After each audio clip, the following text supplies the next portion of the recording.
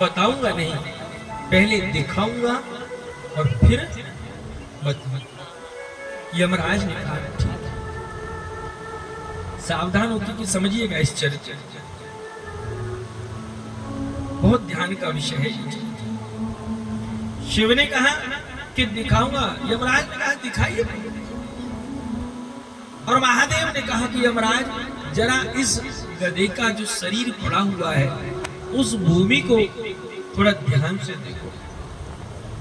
उस भूमि को जब देखा, यमराज कहने लगा हे महादेव मुझे कुछ नजर नहीं आ रहा। महादेव ने कहा जरा जमीन के अंदर उतर कर देखो। यह भाव को समझिए, जो कई बार दिखता है वो होता नहीं, और जो होता है वो दिखता नहीं। कहा कि जमीन के अंदर उतर कर देखो, और यमराज क्या देखता है कि जहां गधे का शरीर पड़ा है, जहां गधे का शरीर पड़ा है, उस शरीर के नीचे ठीक 10 हाथ नीचे, कितना 10 हाथ, करीब 15 फीट नीचे उस भूमि पर एक रुद्राक्ष दबा हुआ है। एक रुद्राक्ष का दाना दबा हुआ है। यमराज ने कहा महादेव जमीन के 10 हाथ नीचे एक रुद्राक्ष का दाना दबा है, इसके अलावा और कुछ नहीं। महादेव मुस्कुराए कि बस यही कारण है इसका शिवलोक जाना तय हो गया। यमराज कहने लगे बाबा कैसे, न तो पहन रखा है, न पहना हुआ, न शरीर का स्पर्श, शरीर से भी 10 हाथ की दूरी पर है ये रुद्राक्ष। महादेव मुस्कुराए और कहने लगा, भगवान महादेव आज यमराज से, यमराज के रुद्राक्ष की ऊर्जा, रुद्राक्ष की किरणें, रुद्राक्ष की जैसे निकलने वाली जो पॉजिटिव एनर्जी, जो वेव्स हैं, जो किरणें हैं, उनका जो बनाया हुआ ओरा है, उनके द्वारा बनाया हुआ जो घेरा है, उसके द्वारा निर्माण जो वातावरण है, उस के घेरे में ये आ गया है। और यमराज जब रुद्राक्ष का अवतरण हुआ था पृथ्वी पर पहली बार, जब रुद्राक्ष का अवतरण हुआ था और रुद्राक्ष ने हाथ जोड़कर मुझसे पूछा था कि हे महादेव आपके अश्रु बिंदों से मैं प्रकट तो हो गया हूं, लेकिन मेरा कार्य मुझे बता दीजिए, मुझे करना क्या है। शिव कहने लगे यमराज मैंने रुद्राक्ष को वरदान दिया था कि हे रुद्राक्ष कि तेरे 10 हाथ की दूरी के घेरे में जो भी कोई जीव आएगा, चाहे उसने जीवन में कभी भजन किया या न किया, अगर वो घेरे में भी आ गया, स्पर्श होना तो बात बहुत दूर की हो गई, घेरे में भी अगर आ गया और अंतिम समय पर अगर उस घेरे में वो है या रुद्राक्ष का सानिध्य है या स्पर्श है, तो ये शिव का वचन है। शिव ने क्या कहा, ये शिव का वचन है, उस व्यक्ति को जन्म जन्म के लिए शिवलोक मिल जाएगा, वो सलाम सलाम के लिए शिववासी, वो जन्म जन्म के लिए शिवलोक को प्राप्त कर लेगा। तो हे यमराज ये रुद्राक्ष का महत्व है। तो यमराज ने कह दिया कि प्रभु अगर रुद्राक्ष का ये महत्व है तो मैं भी आज आपको ये वचन देता हूं और शपथ लेता हूं कि जिस जीव ने अगर मृत्यु से पहले, देखिए यहां बात को समझिए, मृत्यु से पहले 10 दिन पहले तक भी अगर रुद्राक्ष पहना है और 10 दिन रह गए और अगर रुद्राक्ष नहीं पहना है, उसको भी मैं लेकर शिवलोक पहुंचा दूंगा, ये भी मेरा वचन है। ये रुद्राक्ष का महत्व है कि अगर आप उसके स्पर्श में हैं तो भी शिवलोक मिलेगा, और अगर आप उसके स्पर्श की सीमा से 10 हाथ की दूरी पर हैं तो भी आपको शिवलोक मिलेगा। अब इससे ज्यादा दयालु संसार में कोई हो नहीं सकता। जिस भोग को बिना तुलसी को भगवान ग्रहण नहीं करते, तो अभी कुछ देर पहले बात बताई थी, फिर मैंने छोड़ दी इस बात के लिए। जिसमें प्राण नहीं है, जिसमें चेतनता नहीं है, जिसमें जागृति नहीं है, जिसमें जागरण नहीं है, जिसमें विवेक नहीं है, बुद्धि नहीं है, सोचने की सामर्थ्यता नहीं है, क्रिया करने का संकल्प नहीं है, ऐसी वस्तु पर तुलसी का स्पर्श होने मात्र से वो गोविंद के लायक हो जाता है। ऐसे ही जो प्राणी संसार में ग्राह्य नहीं है, ग्रहण करने की योग्य नहीं है, जिसे दुनिया त्याग दे, दुनिया छोड़ दे, दुनिया दुत्कार दे, दुनिया चौखट के बाहर कर दे, और वो अगर रुद्राक्ष के स्पर्श में आता है तो उसे महादेव स्वीकार कर लेता है। अभी आप शिव कथा सुन रहे हैं, आप रात में सो जाएं और 12-1 बजे अचानक शिव के परिवार में से कोई छोटा मोटा बच्चा भटकता हुआ आपके घर में आ जाए रात में,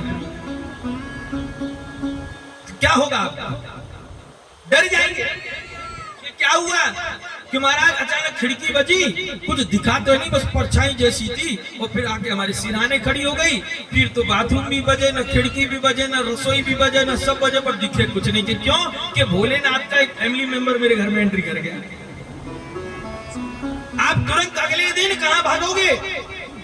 किसी तांत्रिक के पास, ओझा के पास, किसी देवरे के, बचाओ बचाओ बचाओ। कि क्या हुआ? कि फैमिली मेंबर आ गया है। कि किसका? कि महादेव का। एक की वजह से आप घर छोड़ दोगे, लेकिन मेरा महादेव क्या कहता है कि जमाने में जो तुझे ठोकर मार दी, तू मेरे घर में चला।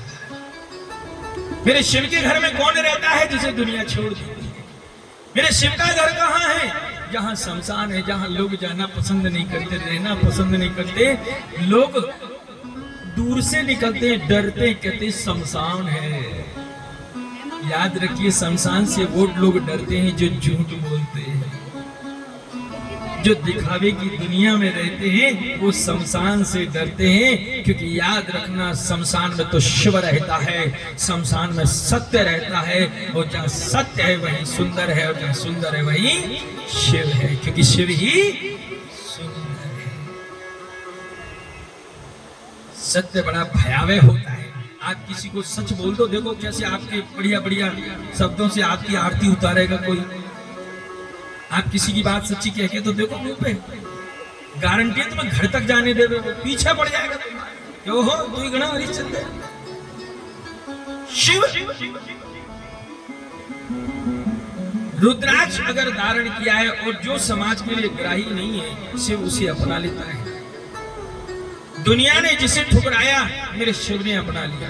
आप बिस्तर में सोइए, चद्दर बिछिए बढ़िया नहीं, और अचानक आप सोए हुए और पता चले कि चद्दर के नीचे कुछ हिल डुल रहा है। आप कितनी भी गहरी नींद में होइए, बिस्तर से 2 हाथ उछल जाएंगे कि क्या हुआ, कि कुछ कीड़ा जानवर जैसे हिल रहा है, और देखा तो छोटा सा 1-1.5 फीट का बच्चा निकल गया। क्या है? पूरा घर सर पे उठा लेंगे, बम घुमा देंगे पकड़ने वालों को, आइए आइए इसे ले जाइए। जिसे तुम घर से निकालते हो, मेरा महादेव क्या कहता है? कोई बात नहीं, तुम मेरे घर में आ जा। दुनिया में जिसके लिए जगह ना हो, मेरे महादेव के घर में सबके लिए जगह है। आप लोग कभी धतूरा खाते हैं? क्यों? खा के देखो नहीं, घर वाले नहीं खाते। मेरा महादेव उसे भी अपना लेता है। आप आंकड़े के फूल की खुशबू लेना पसंद नहीं करते, मेरा शिव उसे भी ले लेता है। जो संसार में त्याज्य, संसार के लोग जिसका त्याग कर देते हैं, मेरा महादेव उसे अपना लेता है। भूत प्रेत विषधर जितने भी जीव हैं, उन सब का त्याग संसार ने किया और मेरे शिव ने अपना लिया है। क्यों? क्योंकि वही आशुतोष अवडरदानी है। और एक बात और मैं आपको बता दूं, शिव की जिसने सेवा करी वो सब करोड़पति और लखपति हैं, और विष्णु की कि किसी भी अवतार की जिसने सेवा करी वो बेचारे रो ही रहे। और आप देखना, जो महाजन वर्ग होता है ना, वो बहुत चतुर होता है, वो हमेशा महादेव जी से लिपटा रहता है। और महादेव जी तो कहते हैं कि भैया एक हाथ दुनिया पर, महादेव जी क्या कहते हैं? एक हाथ तो पूरी दुनिया पर जितने भी लोग हैं सब समाज हो, एक हाथ दुनिया पर और एक हाथ बनिया पर। समझ में आई बात?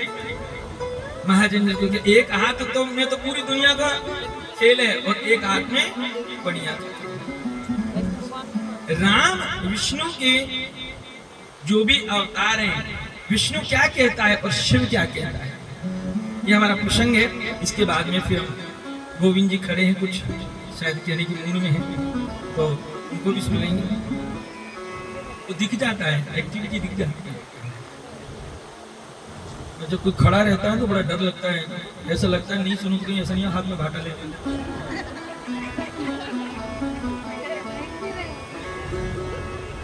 बोलो शंकर भगवान की। ऐसे क्यों? अच्छा एक बात बताइए, आप में से प्रेम किस किस ने किया? सबने किया। आपने सबने अगर प्रेम किया है, आप जिससे प्रेम करते हैं या आपसे कोई प्रेम करता है, उन दोनों के बीच में तीसरा आ जाए तो क्या स्थिति होती है? है? आप जिससे प्रेम करते हैं, आप जिससे प्रेम करते हैं या आपसे कोई प्रेम करता है और अचानक बीच में तीसरा कोई आ जाए तो क्या होगा? होगा यही, या तो वो रहेगा या हम रहेंगे, सीधा लठ बजेगा। तीसरा सहन नहीं होगा, उसे आप खत्म करके ही मानेंगे, आप उसे हटाकर ही मानेंगे। ऐसे ही भगवान विष्णु से जो प्रेम करते हैं, भगवान विष्णु से जो प्रेम करते हैं, जो विष्णु के भक्त हैं, भगवान विष्णु को तीसरा प्रिय नहीं है। बोलिए कृष्ण चंद्र भगवान।